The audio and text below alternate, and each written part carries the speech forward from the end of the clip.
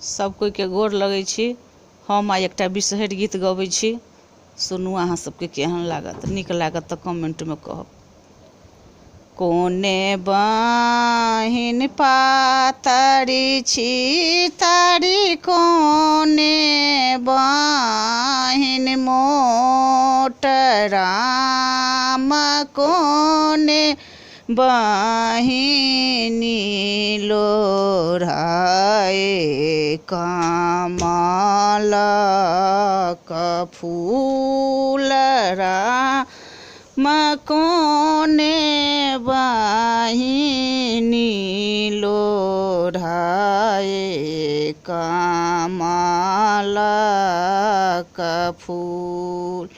फूलबा लोढ़ैते बिसरि गेली मौलाई, राम माजे रे कदम तारा, बिसरि गेली अलसा, राम माझी रे कदम तारा, बिसरि गेली अलसा।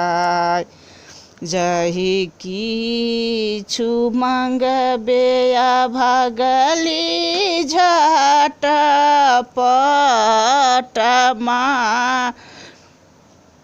मांग राम जाएब मृत भुवन,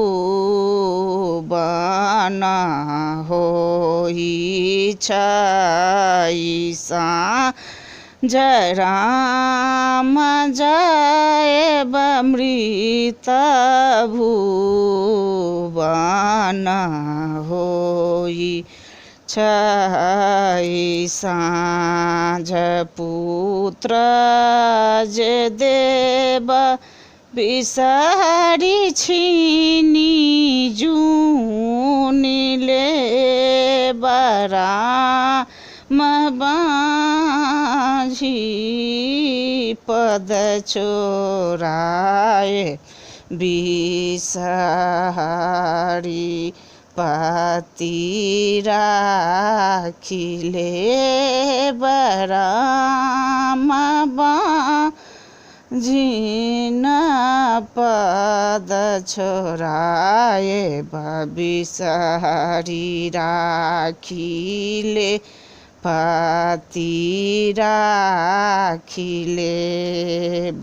फलमा देगुआ बानई वेद मध्य पान, राम देवी मध्य पाँचो बहिनी जगत्र ने जान।